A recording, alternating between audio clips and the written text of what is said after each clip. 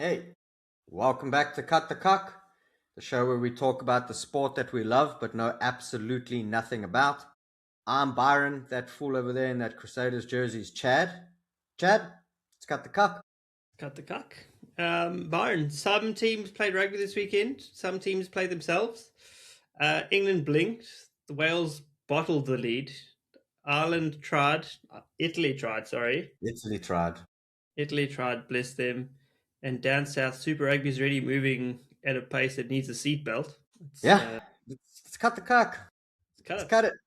Chad, great rugby this weekend, all around. Full of upsets. Yeah, I'm here for all of them. Yeah, it was fantastic. Like, if you're a betting man, you've probably made a little bit of money. But If you're a risky betting man, you've made a little bit of money. yes, this is Yeah, true. yeah. Where do we want to start? I think the Six Nations, just because it's exciting, and if I'm not mistaken, we get a week break from it. Yeah, Do give those guys a little bit of a break. But the Six Nations, my goodness, our predictions terrible. So if anyone watched our Six Nations prediction episode, you must be sorely disappointed at what we've put together because in our defense, I don't think anybody saw this weekend's results. and the first weekend and last weekend, it's all been chaos. Yeah, the big one, they're all pretty big, but Ireland beating England at home 42-21, not expected. Biggest win ever on English soil. What I saw that kind of annoyed me, and we spoke about this during the Rugby Championship, where South Africa and New Zealand, we'd all play games, and then Ireland moves to number one. They don't do anything, but they become world number one. And then if you look at the world rankings that were posted yesterday, France beat Ireland, France beat Wales, France beat Italy. Ireland go above them in the world rankings. Logic, Byron. It's just like if you're part of the French team and you see that, you go, what else? What more do you want us to do? Yeah, I kind of feel like it is irrelevant now. That there's no real need to be anywhere at this point. But yeah, But I mean, Ireland sneeze in the right direction and they move up the world rankings. I can't. It's and I saw people in the comments explaining they beat a team that was ranked 10, so they don't get points. yeah, But France beat Ireland 2 weeks ago, and then they haven't lost the game either since then in the Six Nations. I know Wales, nothing to write home about, and then the win over Italy this weekend, but. yeah, I don't know. It blew my little mind. yeah. No, it's true. It's kind of weird. Busy trying to see if I had any notes from the big one I've got was not from the England Ireland game. Although I've got some questions about the England Ireland game before we move yeah, on. let's hear it. I want to hear your thoughts on, like, for me, the English obviously went in to the Six Nations on this absolute tear, 12-game win streak, and everyone was like, England, they the best, they're gonna win. All right. I mean, they earned that narrative. I disagree. I still think that if you look at who they played in those 12 games, They did beat the All Blacks they did, but they also beat Japan and like a whole bunch of other and Fiji, and yeah.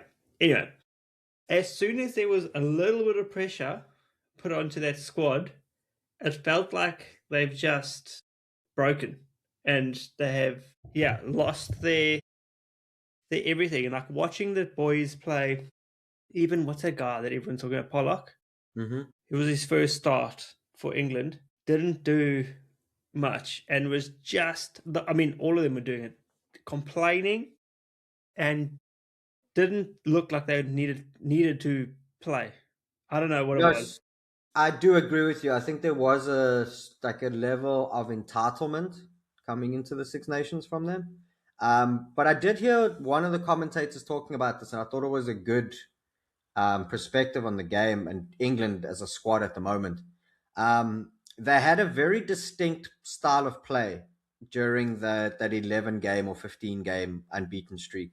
12. Where they 12, where they relied a lot on their tall fullback and wings, and they had this high ball kicking game from the rucks, and then there was ball possession in the air, and that's what they did pretty much from the World Cup, and I think they mastered it leading into the Six Nations.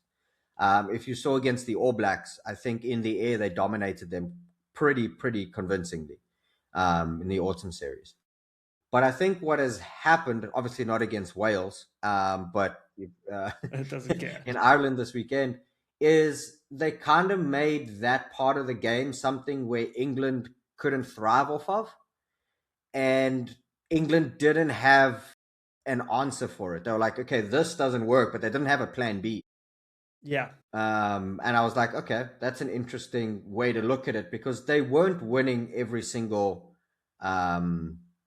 competition in the air and they weren't gaining ground, but then they didn't switch To anything strategies. else. Yeah. They either ran a few phases that didn't go anywhere, and then Ireland were ready for the high ball.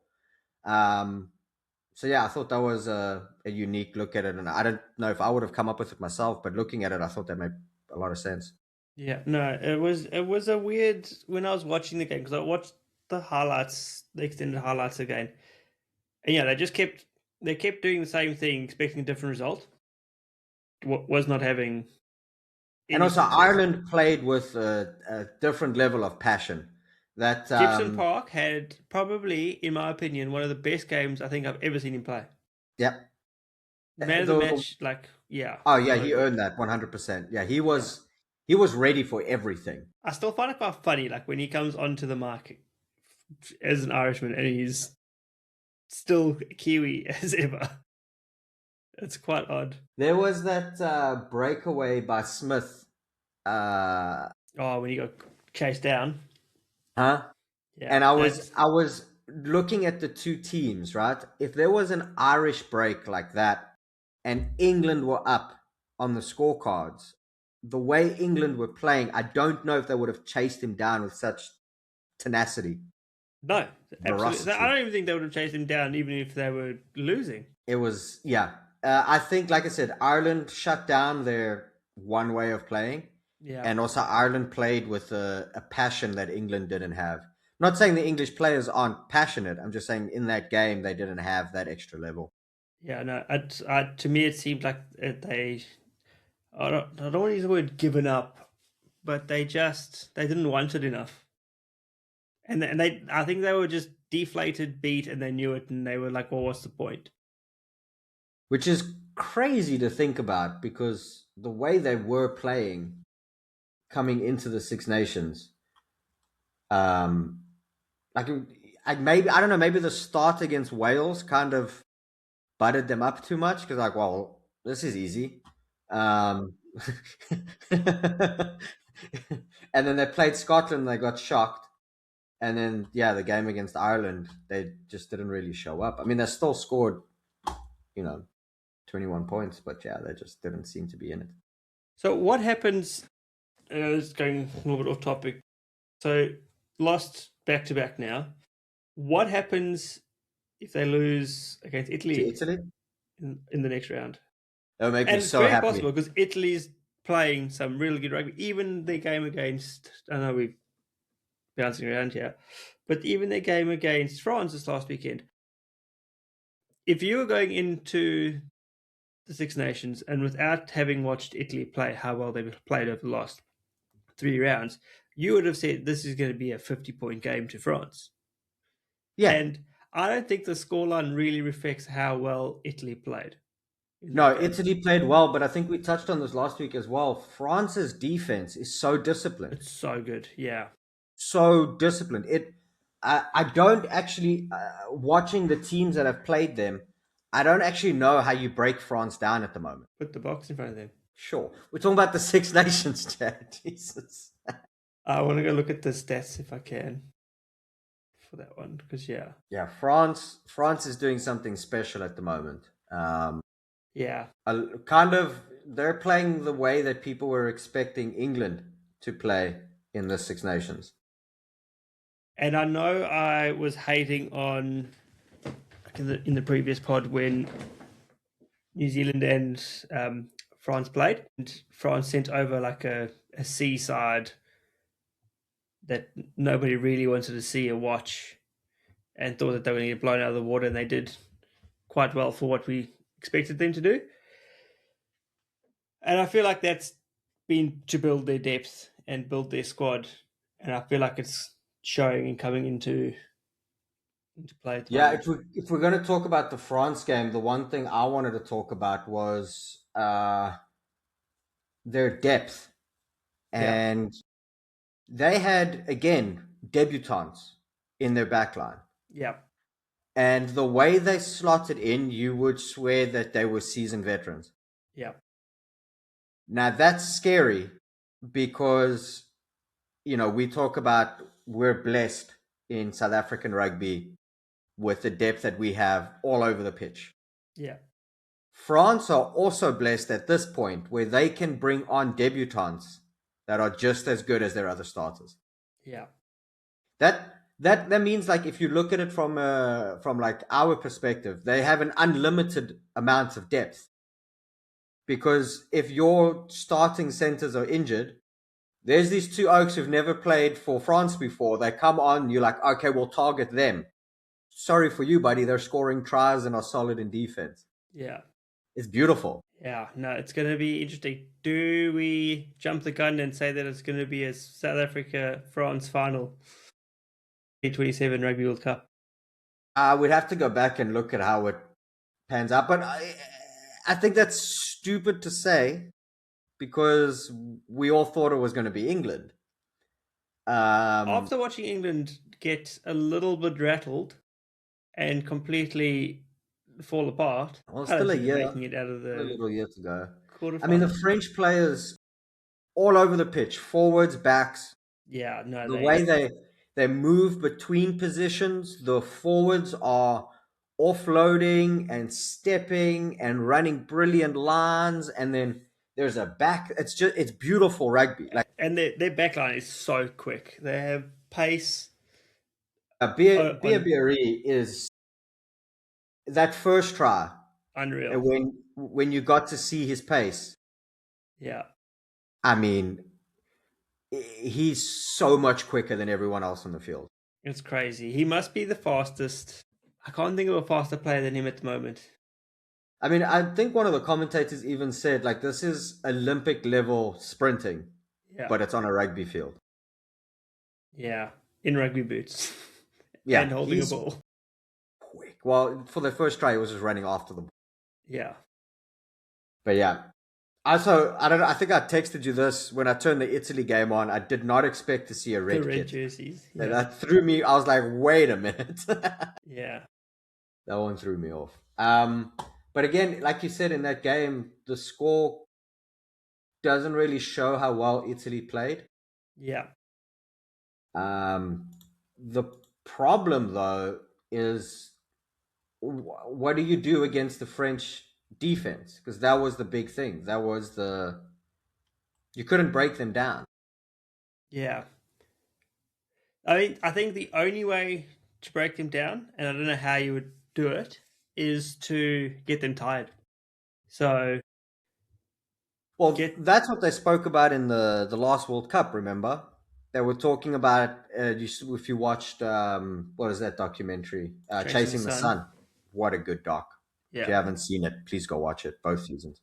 They were talking about how the French forwards, when they kick, would just stand still, wait for the ball to go out or whatever it is, and then they'd have the scrum where they were. And we made sure to use that against them. Now, I don't think that's a problem anymore, but then again, no one's really pushed them. And the reason I say that is because if you look at their forwards during the game now, they're the ones making breaks. They're the ones offloading. So I think it may have been a problem. South Africa used it against them, and I think they've plugged that hole. Yeah, we'll see. I mean, It is difficult, and there has been one thing that I have noticed across both Six Nations and the Super Rugbies. There's a lot more kicking this year, tons more.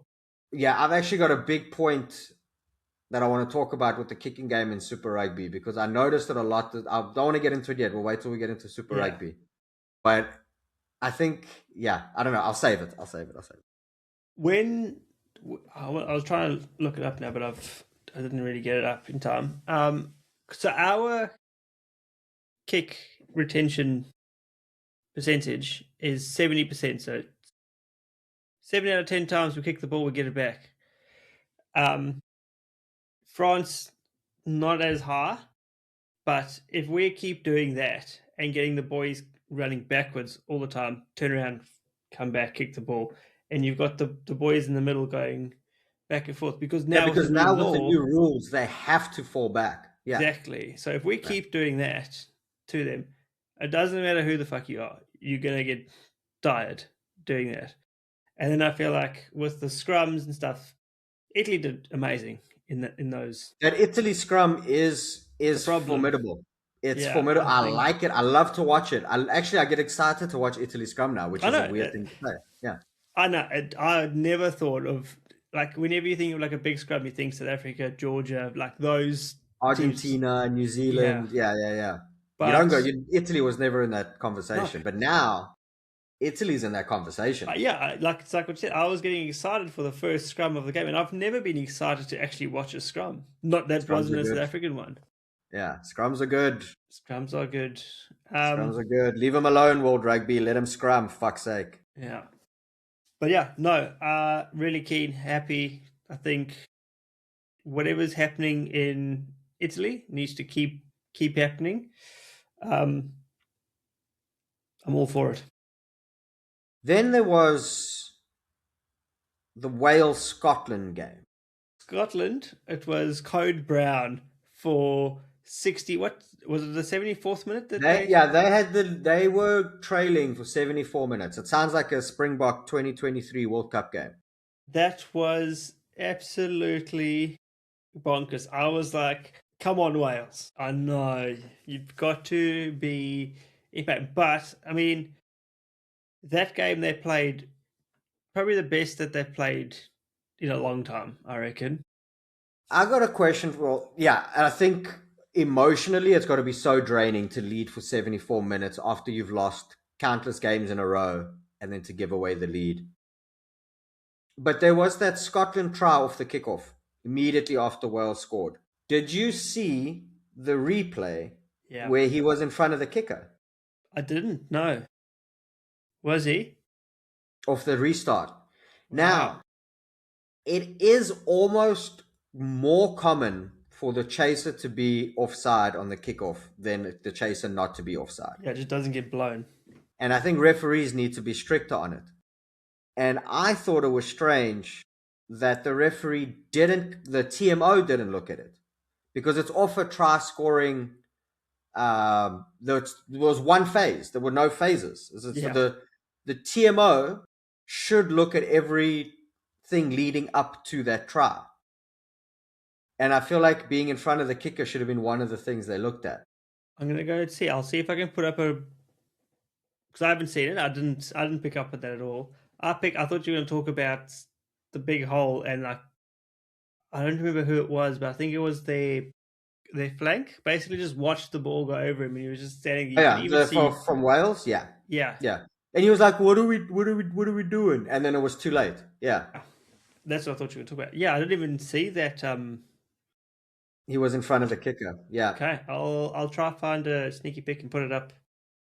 And yeah, that's one of the things where, is it something that gets called often? No, but should it? Absolutely. They're so strict about it when it's an up and under or it's a grubber that scores a try.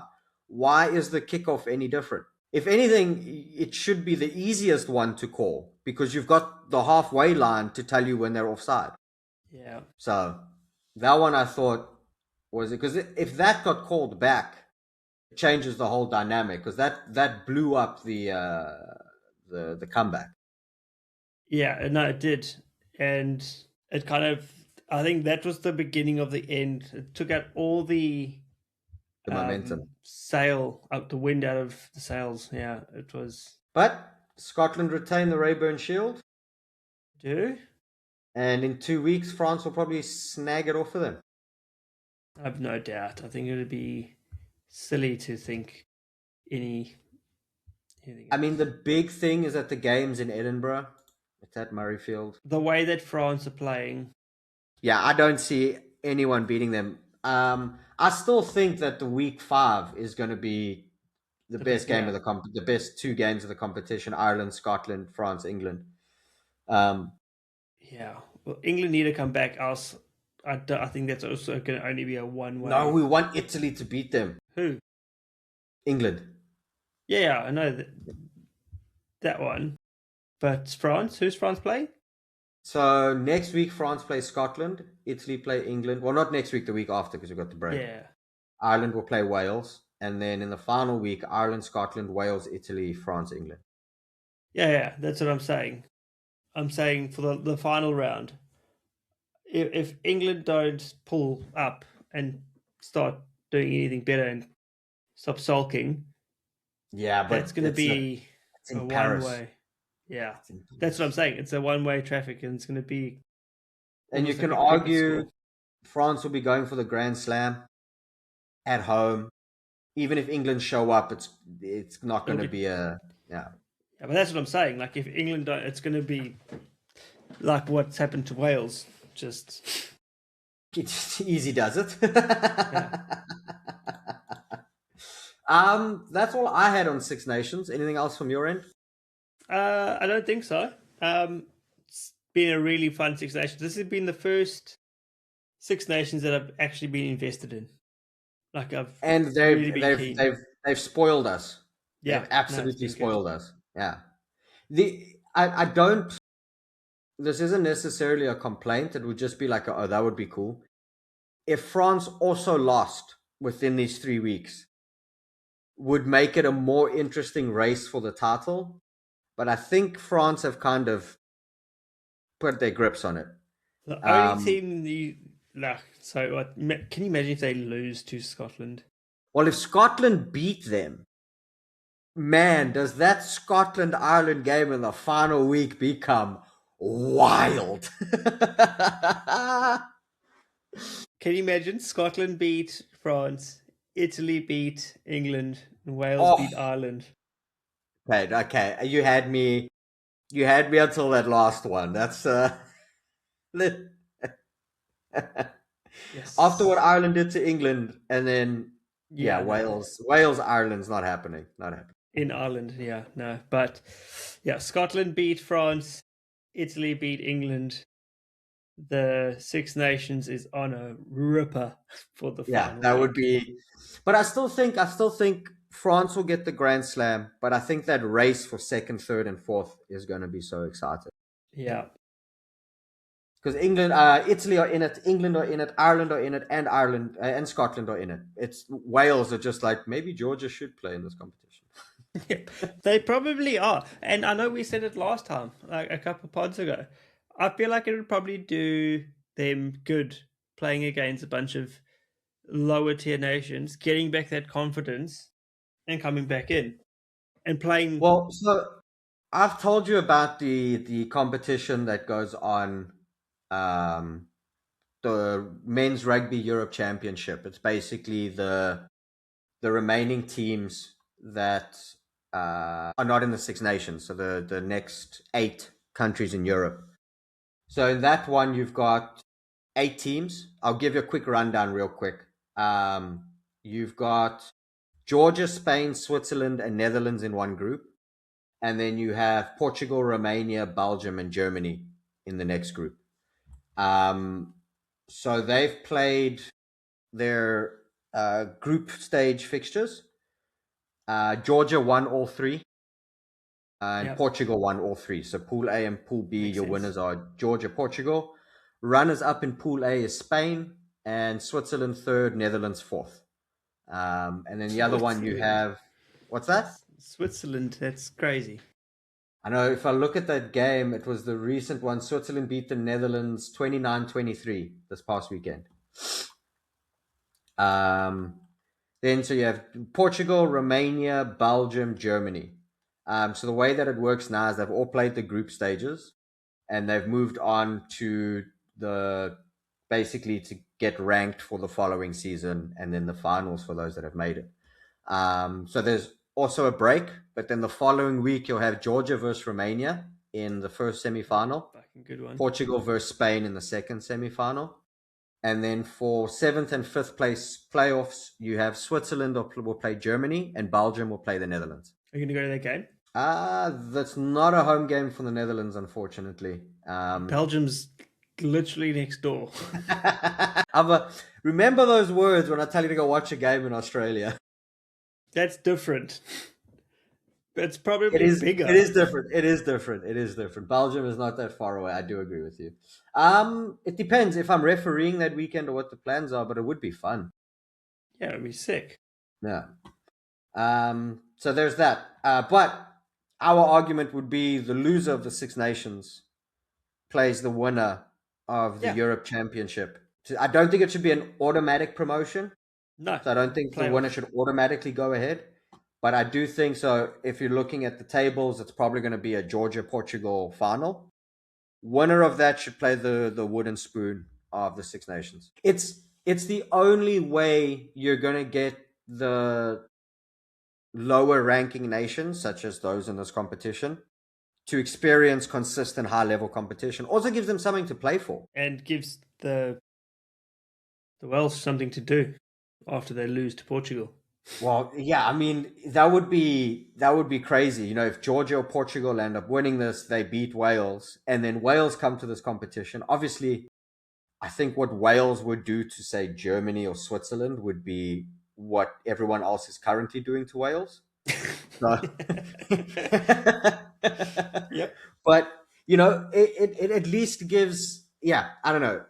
There's an incentive for it. I think there's also a lot that would need to happen for Georgia or Portugal to beat Wales in order to get the promotion.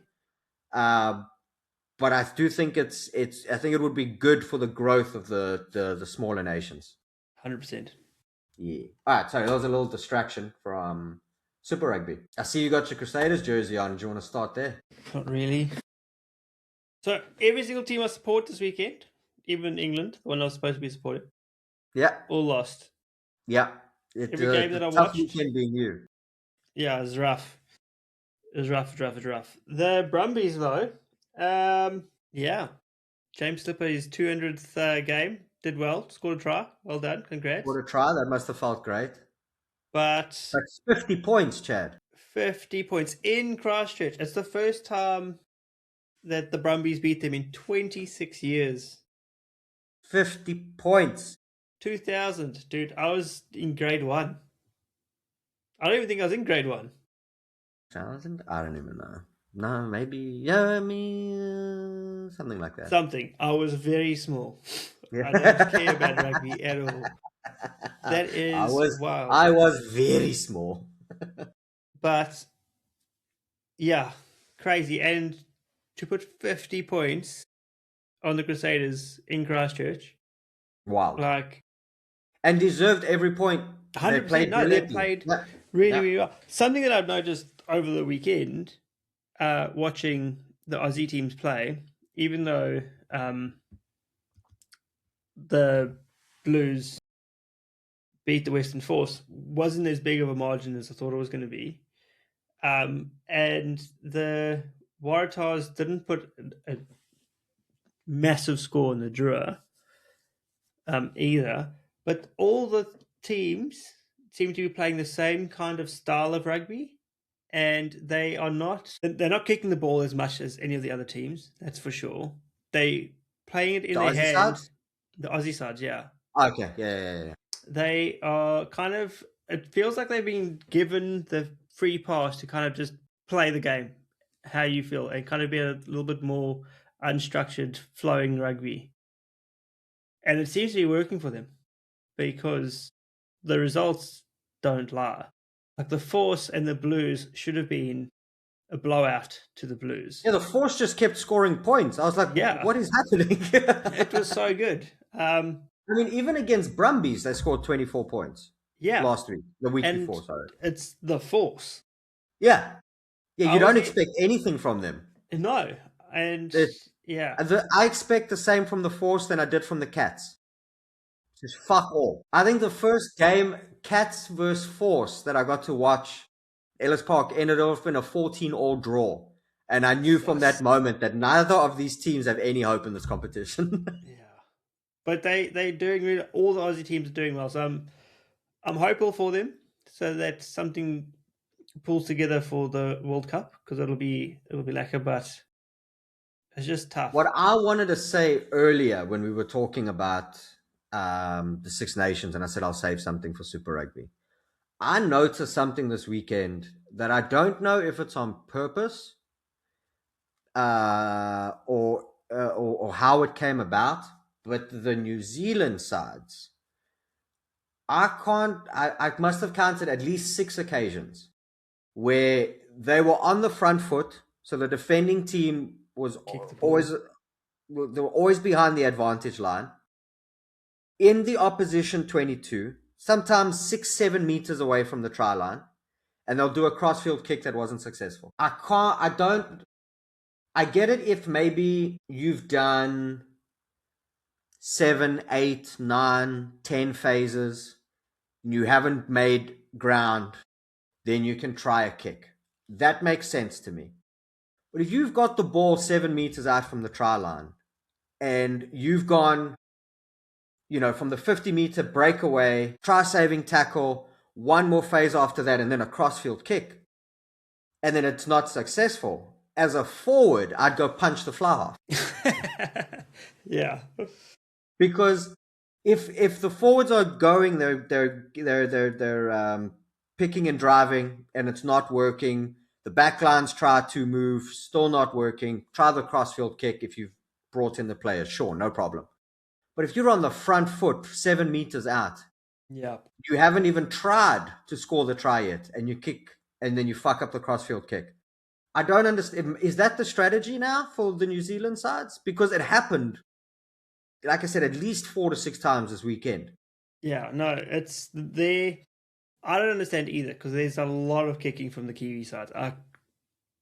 Way too many up and unders, crossfields, all the stuff. But they're not getting. I understand, like from a kicking perspective, the reason why most teams kick is because you give yourself the most opportunity to get the ball back. Right, you get the tap back, you get the knock on when you guys are contesting, or a terrible return kick.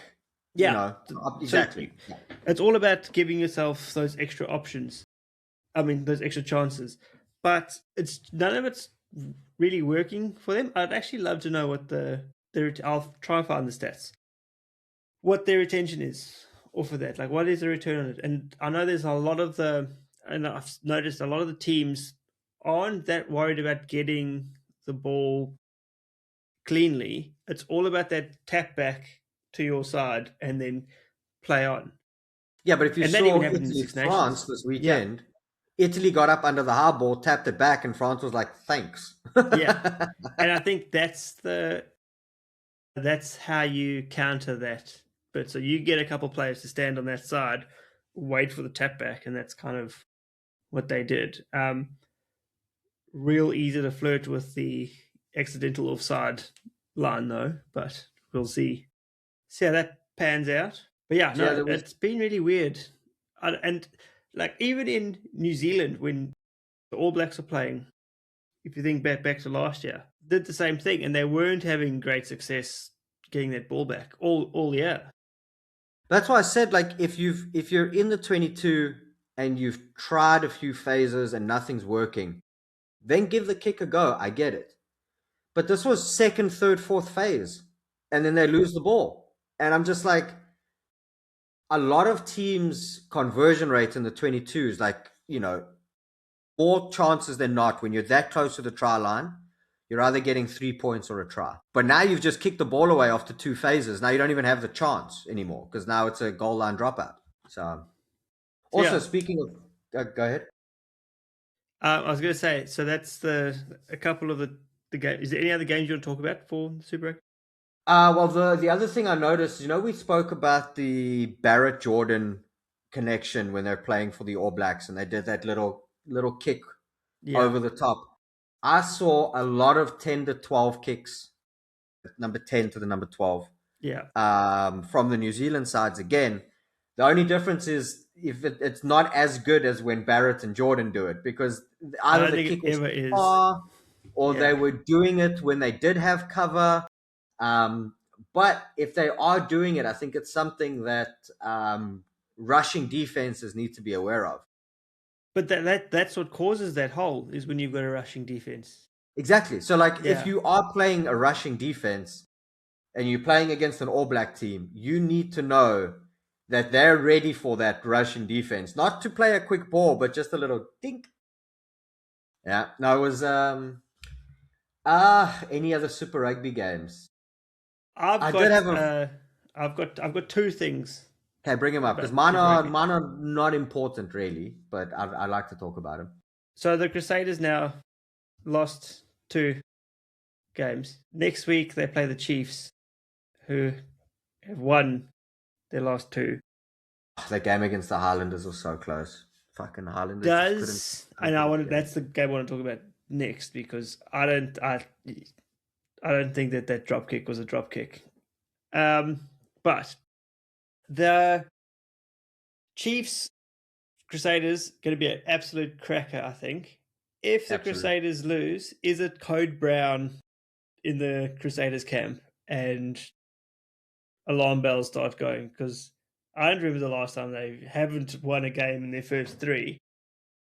I would agree with you, but they also haven't played easy games. They're almost playing the most difficult games of the season first. I wouldn't have put the Brumbies as that in that category. Brumbies is the best team from Australia every season.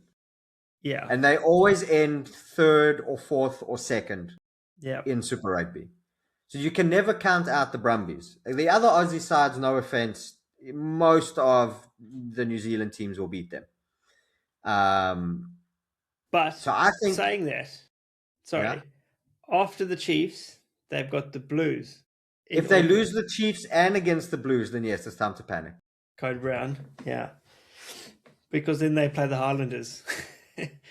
But then after that, they will go on a 10-game winning streak. Winning streak and end up in the finals and win the thing. 100%, yeah. Even if they lose both those games, because then they go on, they play Moana Pacifico, who they'll beat. Then they have a week off, I believe.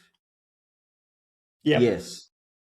Then they play Drua away or at home, so the Drua will be away.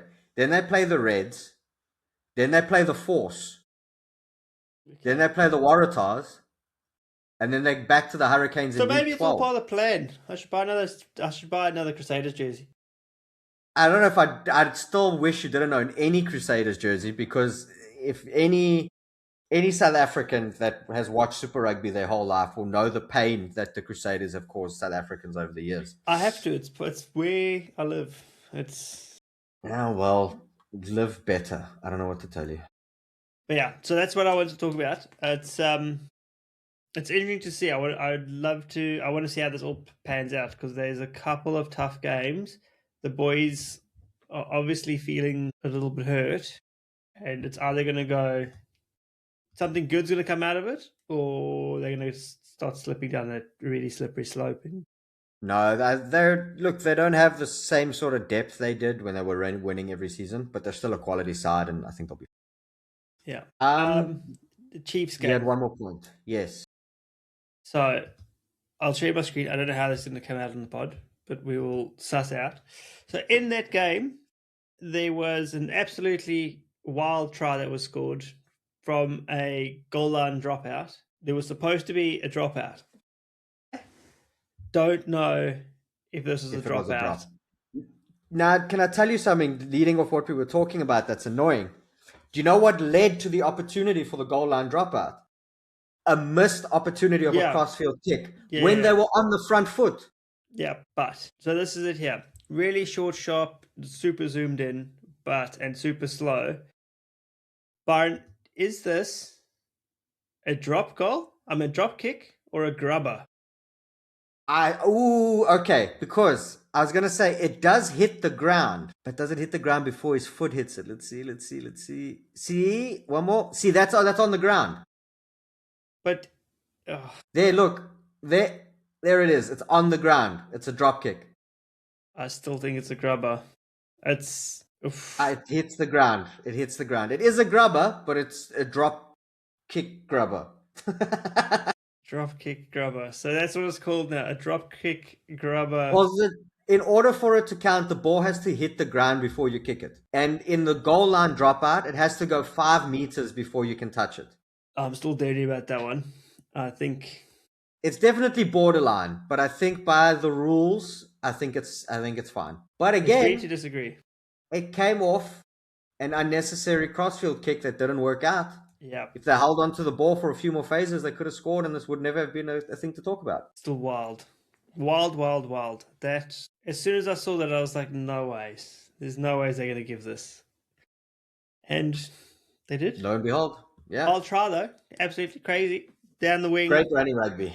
Held the line, drew the defender, popped on the inside, and sent the gas. And yeah. No, it was good. It definitely sus, but I do think it's a fair try. I hope you don't referee any Super Rugby games then. You know how that would be awesome. Don't even lie. That would be pretty fucking cool. As long as I don't have to wear that kit. Oh, the kit. Should I bring the clip up again? Bring the clip back. This. Let's see Ben O'Keefe in the great colors of bright blue and yellow. When I first saw it, I was like, this is actually pretty cool. I actually think I might have a picture of it. We spoke about it in the first week, and we both agreed, I think the kit's pretty cool. Then I watched the games this weekend, and I was like, I think I'm changing my mind. I think that kit's hideous. Let's have a look if I do this. And that's coming from South Africa, who's had Outsurance as the sponsor for the referee kits since the dawn of time. Yeah. Which is green and purple. So that's already gross as it is. But I think this is a new, different kind of ugly. I don't think it's that bad, Byron. The more I look at it, the worse it gets. This is the one that's on his Instagram. It's a bit much. A bit bright. It's a bit bright. See, now I'm liking it again. Like, I think it's pretty cool. But then, during the weekend, I was like, nah, this is no good. I'm not for it. I think it's too bright. The crazy part is sky blue is like my favorite color. So for me to say that the kit's ugly and it's got one of my favorite colors of blue is a bit of a slap in the face. You got to know it's ugly. I think it's I don't know what color this is. Green? Yellow? It's definitely like reflection vest yellow. There we go. It's definitely something. Yeah. It's a wild choice of colors. I think the yellow with the different shorts or the shorts with a different colored top would have been fine. But to have the bright yellow top, the bright blue shorts, and then the bright yellow socks, I just think is wild. I wonder what boots they have on. Be black, I guess. That's wild. There was in the Blues game, for anyone who watched the game and they want to go back and look at it, it's around the 37-minute mark, 37.5-minute mark. The Blues 9, I think it's Christie, in a little off the ball tussle, getting the ball back from the player. If you watch it back, looks like he punches him. And obviously the headbutt from the Six Nations, no one went back and sanctioned that. But the TMO didn't get involved in this. And if the TMO in Super Rugby is only allowed to get involved if the referee misses foul play, punch in the face has got to be foul play. But if the guy who got punched was Nick White, we would have definitely known about it. Yeah, but he would have gone down. He would have still been down. You would have sworn he got punched by Alex Pereira the way he would have dropped. Yeah, I can't see anything about it because I missed it. Byron told me about it before. I didn't see it at all. Go after this pod. Go watch the game back. Fast forward to 37:30. It looks like a punch. Maybe it's not a punch. They only showed the replay once, and I haven't gone back and watched it again. But I immediately made a note about it. I was like, well, I hope someone looks at this, and no one did. You also think that the grubber was a drop kick, so They touched the floor before he kicked it, Chad. What else do you want from him? That was not. That was not. That's a grubber at best.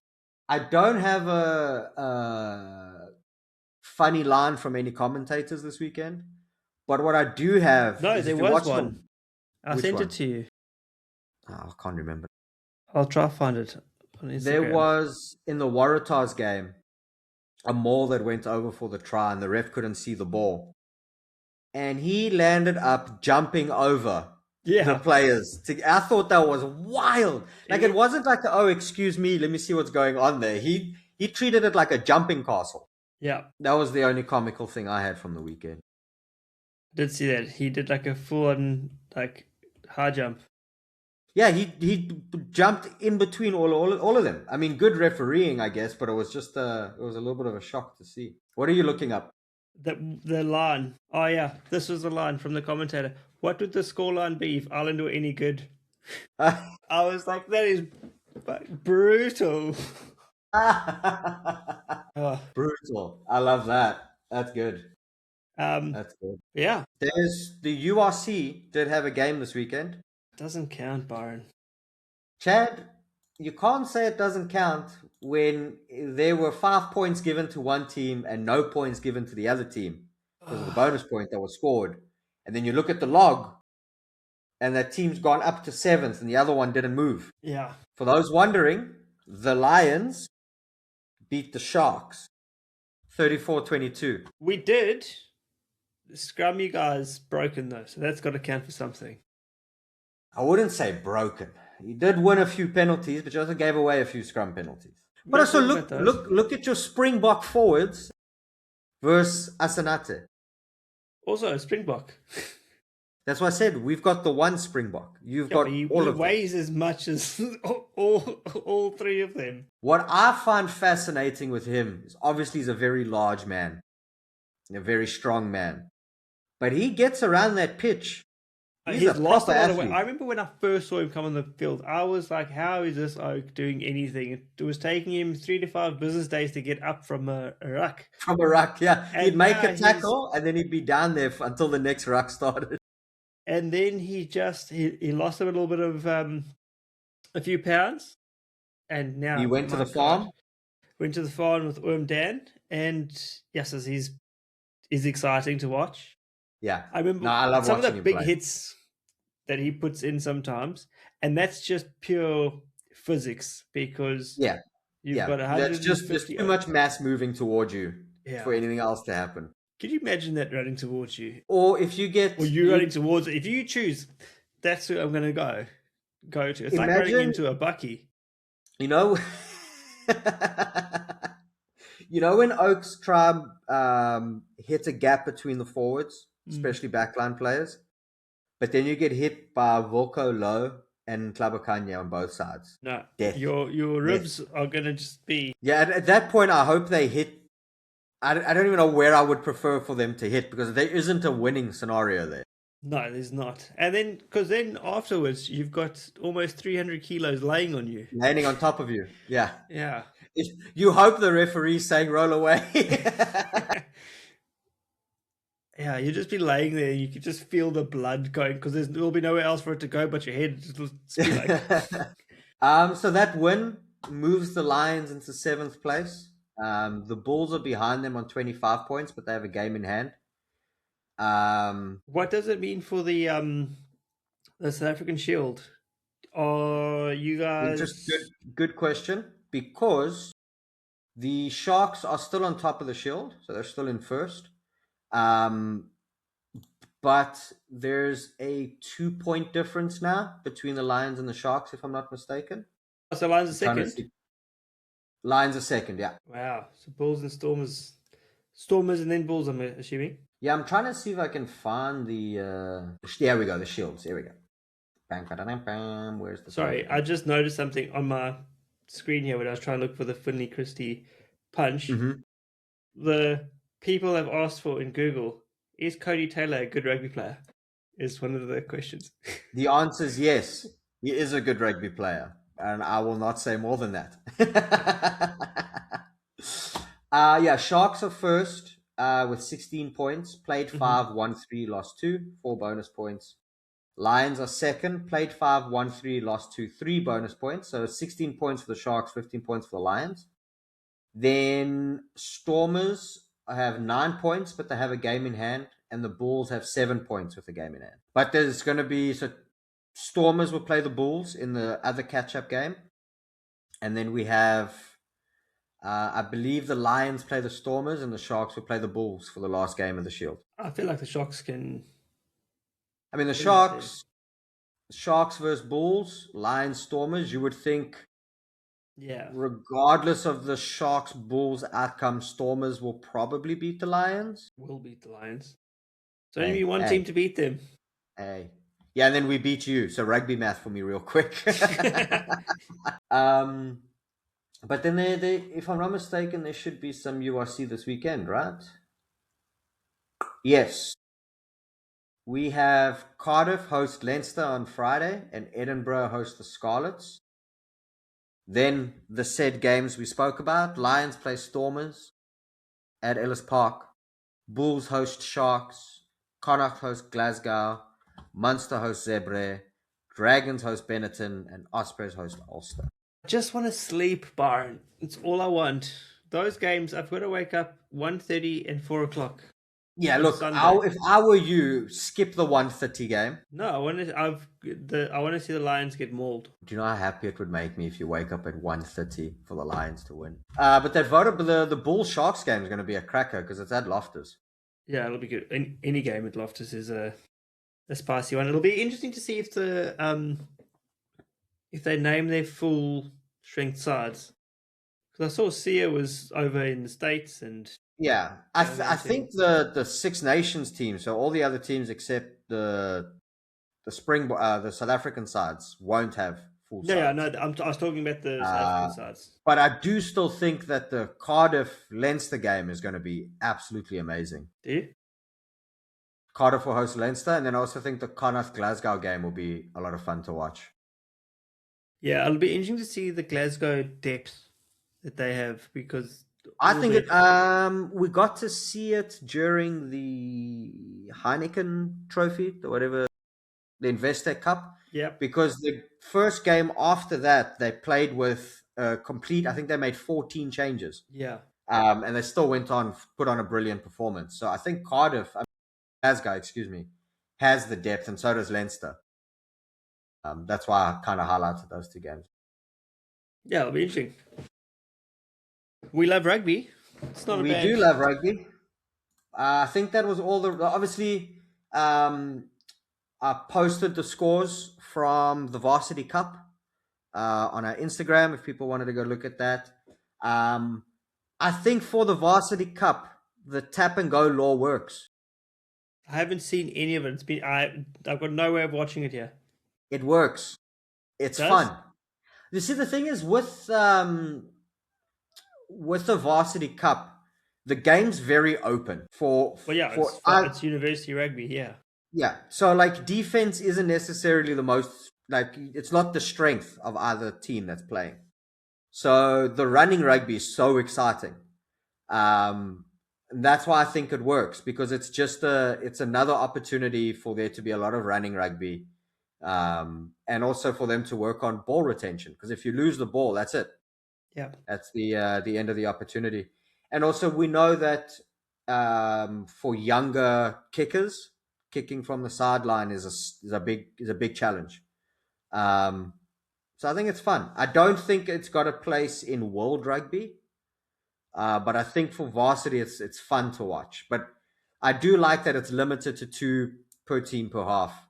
Because if you look at some of the scores from the Varsity Cup, you can just imagine if they could do it every single time, the scores would be outrageous. Let's look at the results from these that just finished. Yesterday, Ikeys beat CUT 83-34. Yes. Shimlers lost to Tuks 38-22. Okay, well that's reasonable. Ikeys beat UJ 39-19. 19 or 90? 19. So UJ Okay. lost. Yes. And then Northwest University beat Emirates a 63-15. Yeah, high It's scoring. fun to watch because it's so open. So Yeah. it works for Varsity Cup. It does work.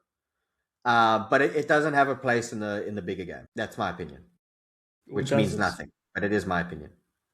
I don't know. World Rugby will be like, everybody can do it but the Springboks. Yeah, it's like, okay, so everyone can do it. There's no scrums, so it's got a place in World Rugby. Yeah. Yeah. Yeah. As long as there's no scrums, there's place in it. No. And then off topic, do you want to review the T20 World Cup real quick? We might as well. We're in the The final Super 8 stages of it. stages, Yeah. which I think first off, whoever planned it this way is someone needs to talk to them. So I found out that the Super 8 groups are decided by the teams that are seeded prior to the World Cup starting. So all you had to do was qualify, and then your predetermined seed would put you in which group.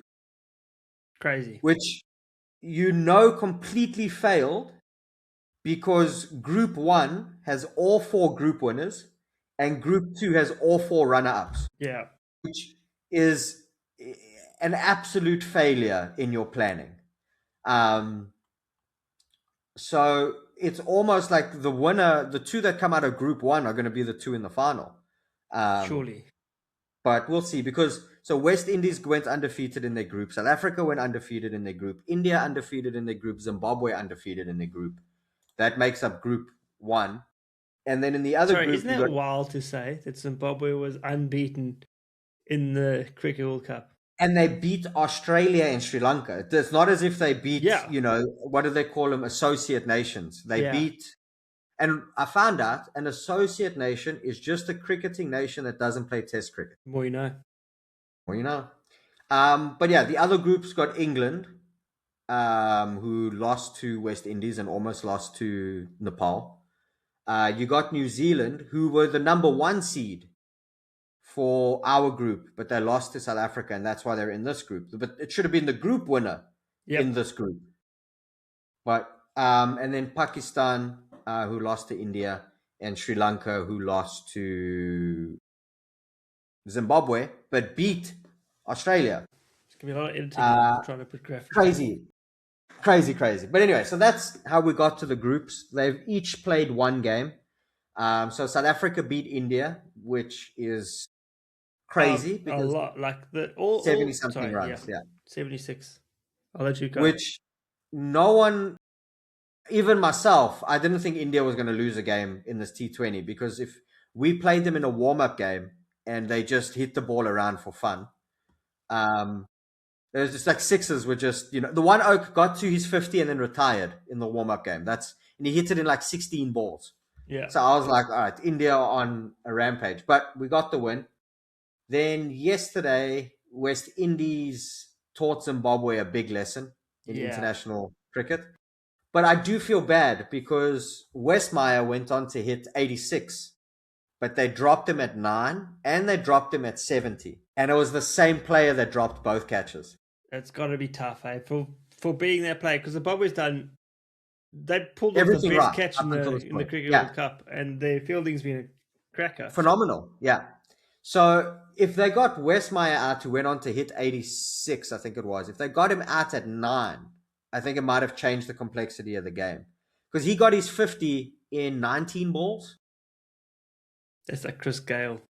So, when you look at it that way, if he went out at 9, who would have stepped in and blah, blah, blah, if button, maybe, but it is what it is.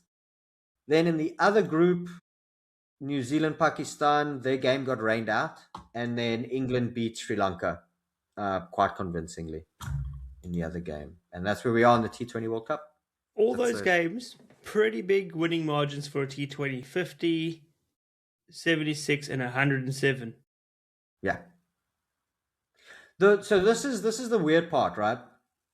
That obviously the teams in Group 1 are all their group winners, which again, terrible planning, but the ICC. But if you look at how they beat the teams in Group 2, the margin was pretty severe. South Africa absolutely crushed New Zealand with Markram was on fire. England, West Indies was one-sided. India, Pakistan was one-sided. Zimbabwe, Sri Lanka was a close game, but Zimbabwe beat them pretty convincingly. So we've got amazing cricket because we get to watch all the group winners play each other once. But then the semi-finals, unless someone changes drastically from Group 2, are going to be, I wouldn't say walkovers because it is T20, anything can happen. But yeah, it kind of sets up the final to be the two people that come out of Group 1. Yeah, so it'll be quite tough to beat that winning margin of 107 against Zimbabwe. Their net run rate, unless they get absolute, even if they lose, are still going to be their net run rate now is 5.3, and ours is 3.8. So and 3.8 is super convincing. Usually the net run rates are around 2. Yeah. Well, that's what England's is, 2.5, and then with New Zealand at 0 because it got rained out. Yeah. So how does it work? The semi-finals. Well, here's the thing that I'm looking at is I think the West Indies versus India game and the South Africa in West Indies game are going to be huge. Yeah, the West Indies South Africa game is going to be a big one. More so than the West Indies India. Yeah, because there is a possibility that even though we beat India, we might not go through. Is that tomorrow? No, not tomorrow. 26th. 10 p.m. I don't sleep anyway. I'll maybe try and watch that. Yeah, today's England, Pakistan, and Sri Lanka, New Zealand. But yeah, that West Indies South Africa game is going to be so entertaining because it's the best I've seen the West Indies in a long time. And that's all the sport. That's it. All the stuff that matters. Proteas women also beat Pakistan yesterday. Yeah, same day. Shout out to Proteas. All right, Byron. I think we cut all the cuck. I think we did. For those watching, please don't forget to like and subscribe. It really does help the channel. So share it. And thanks for watching. That's it. Chad, fuck you.